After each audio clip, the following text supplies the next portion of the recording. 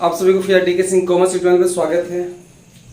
मैं कॉस्ट का वीडियो बना के डाल दिया था। मैं इनकम टैक्स का ले रहा जो कि थर्ड पार्ट लेते हैं इंटरनेशनल जो पूछा जाए क्वेश्चन, उससे रिलेटेड कुछ क्वेश्चन लूंगा। इनकम टैक्स का जो पूछा जाएगा आप बिल्कुल बढ़िया से देखिए, अंत तक देखिए, वीडियो को लास्ट तक देखिए, उस समझ से पूरा आएगा। और स्किप करके देखिए उस समझ में नहीं आएगा, इसलिए वीडियो को लास्ट तक देखिए, पूरा देखिएगा, उस समझ में पूरा आएगा।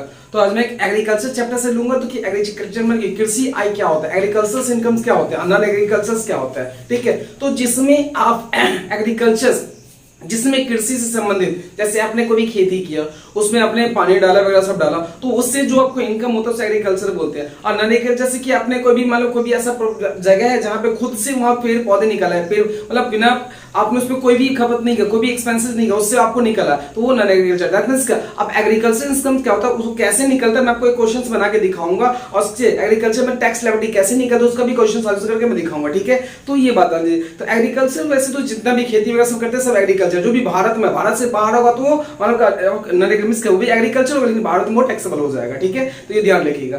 तो अब मैं जो आपको बताऊंगा एग्रीकल्चर में ये तीन चीजें ध्यान रखिएगा कि एग्रीकल्चर इनकम निकलता कैसे, उससे मैं एक क्वेश्चन बना के दिखाऊंगा, ठीक है। और एक तीन पॉइंट है जो ध्यान रखिए, चाय, कॉफी, रबर, ये तीनों का अलग अलग होगा काम, जो मैं बताऊं उसका कुछ अंश, कुछ पार्ट, चाय का कुछ पार्ट एग्रीकल्चर होता है, कुछ पार्ट्स मतलब क्या नॉन एग्रीकल्चर होता है, कॉफी का भी कुछ पार्ट्स एग्रीकल्चर होते हैं, उसका भी कुछ पार्ट नॉन एग्रीकल्चर होते हैं, और रबर का भी कुछ पार्ट्स एग्रीकल्चर होते हैं और कुछ पार्ट्स नॉन एग्रीकल्चर होता है। कितना पार्ट्स मैं बताऊंगा, ठीक है। आप वीडियो को अंत तक देखें तो पूरा समझ में आ जाएगा, ठीक है। तो जो छात्र नए हैं, मेरे चैनल को सब्सक्राइब नहीं किया तो सब्सक्राइब कर लीजिए, है ना। और वीडियो अच्छा लगे तो लाइक और अपने दोस्तों के साथ शेयर जरूर करें, ठीक है। मैं शुरू कर रहा हूं क्वेश्चन। पहले मैं आपको क्वेश्चन बना के दिखाऊंगा एग्रीकल्चर इनकम कैसे निकलते, टोटल एग्रीकल्चर इनकम निकलते कैसे निकलते। मैं क्वेश्चन पढ़ूंगा, ध्यान से देखिएगा।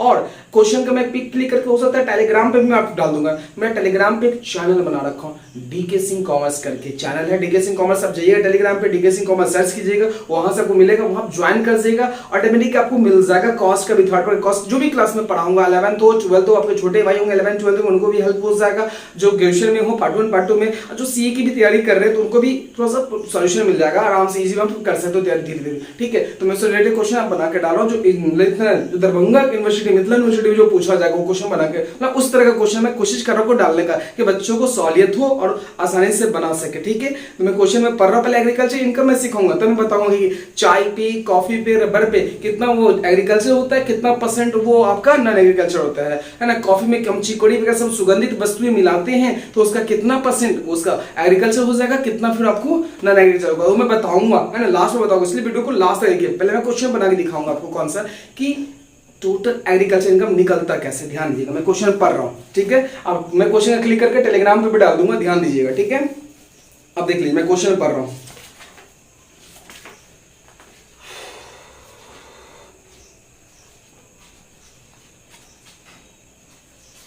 क्वेश्चन क्या है, क्वेश्चन देख लीजिए। क्वेश्चन में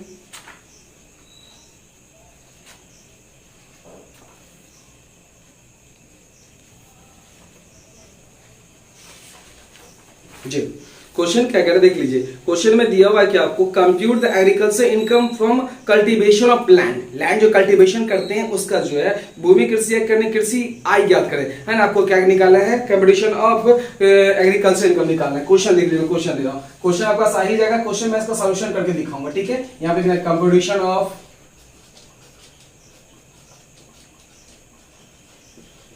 एग्रीकल्चर इनकम निकालना है।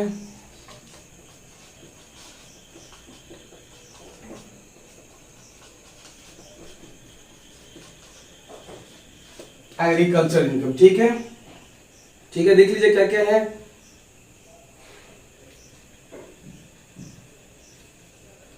ठीक है।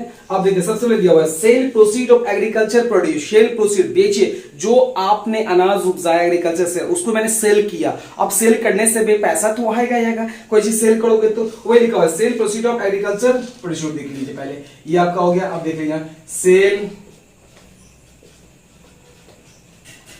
प्रोसीड ऑफ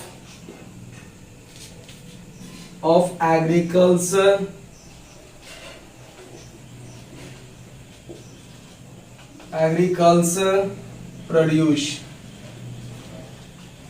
कितना में सेल कर रहे हैं, सो देख लीजिए कितना में, 1,60,000 में। कितना में सेल कर दिए, 1,60,000 में आपने सेल किया है। तो जो आपने सेल किया वो पूरा का पूरा आ जाएगा, जितना में आपने सेल किया है वो पूरा दे दीजिए, कितना हो जाएगा, सो 1,60,000, 1,60,000 आपका ये आ गया, 1,60,000। ठीक है, अब इसमें जो भी खर्चा होंगे उसको आप घटा दीजिए, जो भी आपका लेस एक्सपेंसेस आप कर लीजिए, एक्सपेंसिव जो भी। मैं इसको मान लीजिए आपने खेती किया और उससे अनाज उपजा, उसको आप सेल करोगे, लेकिन उपजने से पहले जो भी खेती आपने किया, जो भी इनकम आपको एग्रीकल्चर से सेल करने के बाद, तो आप उससे पहले उसमें कुछ ना कुछ तो वाटरिंग किए होंगे, या फिर उसमें कोई मतलब क्या कोई कल्टीवेशन करवाए होंगे, फर्टिलाइजर करवाने के लिए कुछ खर्चा लगा होगा। तो उस समय खर्चा क्या सो देख लीजिए, क्या खर्चा इसमें कर रहे हैं, सो देखिए एक्सपेंस में क्या क्या कर रहे हैं। डिप्रिसिएशन ऑफ इक्विपमेंट, जो आप हल जोतते हो, डिप्रिसिएशन ऑफ इक्विपमेंट,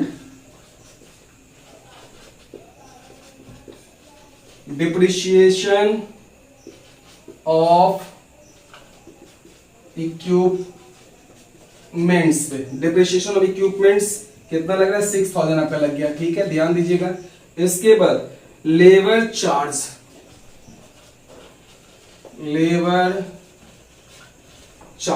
कितना लगा लेबर चार्ज, 24,000 लग गया आपका, लेबर चार्ज लग गया। ठीक है, ये देख लीजिए। इसके बाद कॉस्ट ऑफ सीड, बीज का जो मेरा लागत था, कॉस्ट ऑफ सीड्स कितना लगे, कॉस्ट ऑफ सीड्स को देख लीजिए 6,000 लग गया, कॉस्ट ऑफ सीड्स का 6,000। इसके बाद cost of fertiliser, cost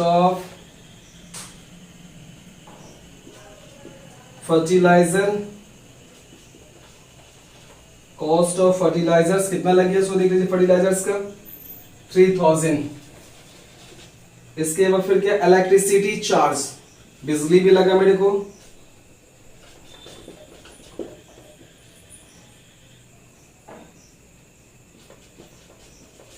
electricity charge ये भी लग गया, कितना लग गया, 12,000 लग गया। ठीक है, इतना आपका टोटल खर्चा, देखिए टोटल खर्चा इतना हुआ। आपने डिप्रिसिएशन इक्विपमेंट लगा, जो हल वगैरह सब जाते हैं उसमें कहीं इक्विपमेंट औजार ही लगता है, उस पर डिप्रिसिएशन लगा तो खर्चा ही हुआ। इसके बाद लेबर चार्ज, लेबर भी लगेगा ना, जो अनाज मतलब क्योंकि भी आप अनाज डालोगे कहीं भी प्लॉट पे है ना, लैंड में डालो तो वहाँ लेबर चार्ज लगेंगे। कॉस्ट ऑफ से बीज डालोगे, बीज का चार्ज लगेगा। कॉस्ट ऑफ फर्टिलाइजर, जो भी खाद वगैरह सब होता है वो सब डालो फिर आपको लगेगा। और इलेक्ट्रिसिटी चार्ज, इतना टोटल खर्चा। अब उसको मैंने बेचा कितना में, 1,60,000 में। तो टोटल आप इसमें से खर्चा माइनस कर दो तो नेट इनकम निकल आएगा, कितना का, सो देख लीजिए कितना होता है। इसको ऐड कर लेता हूं, 30,000, 36, 30, 39 और 12 कितना हो गया, 51,000। 0 0 0 दे दिए, 2 3 2 5 5 6 11 11 11 4 15 15 21 2 2 2 2 1 3 3 2 5 51 माइनस कर दीजिए 0 0 0, ये हो गया 9, ये हो गया 0, 1,09,000 1,09,000 आपका एग्रीकल्चर का। मैं मैच कर ले रहा हूँ कि आंसर सही है या नहीं, सो देख लेता हूँ। तो आंसर आपका एग्जैक्टली सही है, देख लीजिए आंसर सही है, 1,09,000 सही है। इसमें एक चीज लिखना हो गया था, फॉर द असाइनमेंट ईयर कितना है, 2021 to 22, ये असाइनमेंट ईयर आपका होगा। ठीक है, अब अगर नेट एग्रीकल्चर इनकम निकल गया, नेट